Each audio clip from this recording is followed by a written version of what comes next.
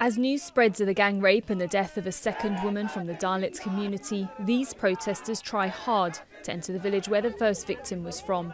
But it's now under lockdown. An emergency law was brought in on Thursday after days of demonstrations.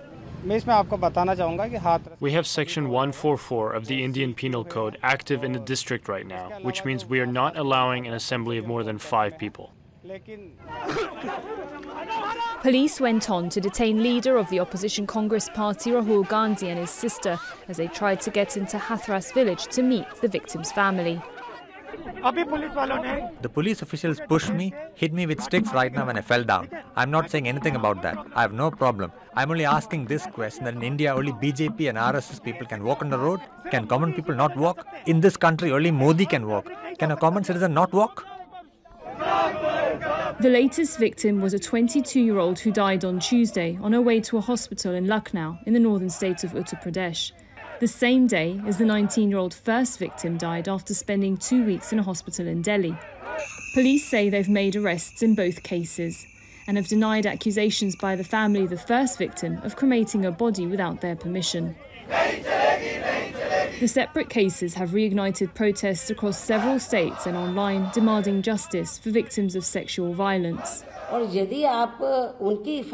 he, Yogi Adityanath, can't protect women, then it's better that he should voluntarily step down and resign.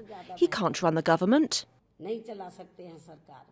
If the Uttar Pradesh government is on the women's side, then why are rapes happening every other day? Every other day there are sexual assaults and other crimes happening to women. We will teach this government a lesson.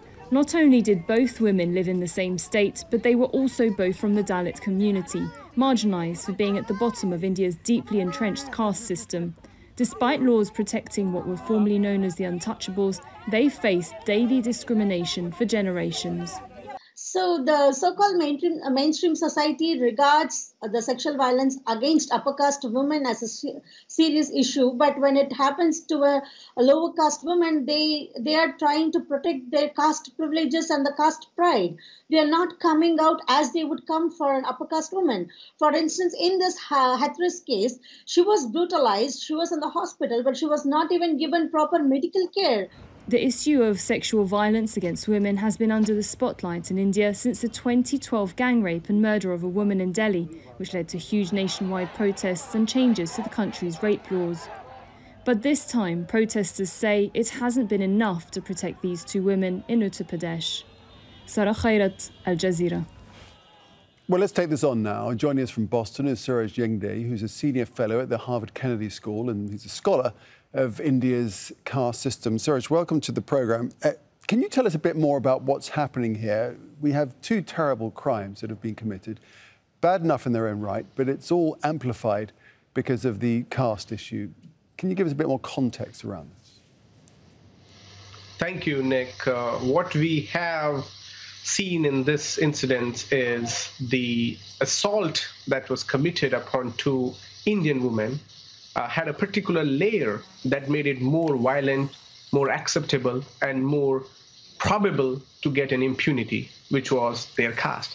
Both of these women belong to the Dalit caste, which has been the most marginalized community for over 3,500 years. And I think the practice of inflicting caste violence through rape and other forms of gory attacks is to subjugate the condition of Dalits to a permanent subhuman level. Can we draw parallels, do you think, with the Black Lives Matter movement and the cause that millions have got behind? Oh, absolutely. I think in India, what we have is the layering of caste has completely been ignored or sidelined, even by the progressive circles, let alone the world media who thinks about liberal values, simply because the caste context brings so much insecurities. Many of the people who represent the cause of India to the international forums, and so forth, are themselves belonging to one of the what I call oppressor castes. And within in the Black Lives Matter movement, the white supremacy was held as a lens to critique, whereas in India, the Brahminism, which continues to support the 4 men who raped this Dalit girl, were belonging to a caste called Rajputs, the Thakurs, and that is the same caste that the Chief Minister Adityanath belongs to of Uttar Pradesh. And what we see is a repeat of pattern where you think you can control and then you can exploit the body of a Dalit as you wish, because Dalits are still made the peasants and they are still living in a condition where they have to rely on the owners of their land or owners of the job. It's hard to see how this is acceptable in any context. Well, it isn't, is it? But the problem is that the caste system has been around for thousands of years. So how do you get to dilute it? How do you get to change things? I think, what we need to do is we need to now strengthen the communities. We can't rely on the benevolence of the dominant caste, and that's never going to work out. And the world revolutions happened. We fought colonization, not upon the benevolence of the oppressor, but we took the responsibilities upon ourselves. And I think it is about time that the world community recognizes the cries of Dalit. And as recent as a data of 2019 shows, 10 Dalit women are raped every day. Now, Nick, I just want you all to digest that. It's not a country that is safe for any woman, more so for a Dalit woman, because she lives in a condition that marginalizes her and disadvantages her at every level of her life, be it being her not only gender, not only being a caste, but also her class and the spatial location where she is based.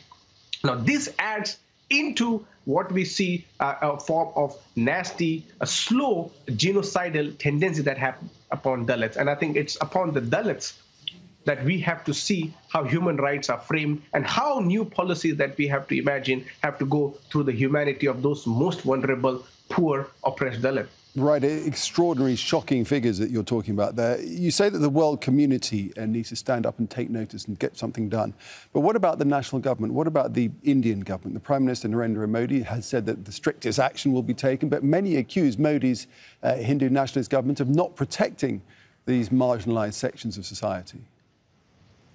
Oh, absolutely. You see now the Modi represents a certain ideology that wants to establish a Hindu Rashtra, a Hindu nation. And Hindu nation means subjugation of Dalits to the untouchable status. There is no Hindu nation without the untouchables. There is no equality. If we look before 1950s, a legal doctrine was yet to keep Dalits into subhuman level. So when they try to paint a picture of Muslim as an aggressor, as an assaulter, what they want to hide is that the condition of Dalits, which is apt to the level of they want to have a free slaves to work under them. And that's why they have created this whole regime of trying to out Muslims, which then again, of course, get to receive the flack for their own being Muslim. But here in the Dalit sense is Dalits are also Hindus. How do you then justify this? And no nationalist, no Hindu bandwagon have even condemned this to say that this was a Hindu. And by the way, the girl who was raped, gang raped, was a Hindu herself. Her parents were saying they wanted to do the last rites with the Hindu ritual.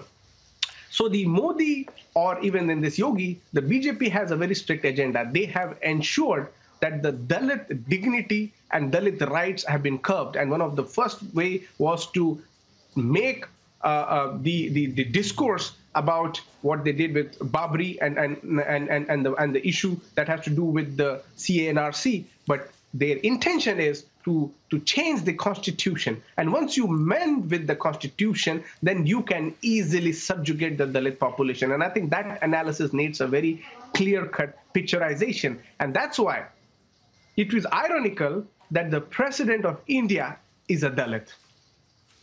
Yet the atrocities that continue to be committed are also upon Dalits. Indeed. Well, it's a troubling but clearly extremely important issue. Suraj Yengde, we do appreciate your expertise on this. Thanks very much for your time. Thank you.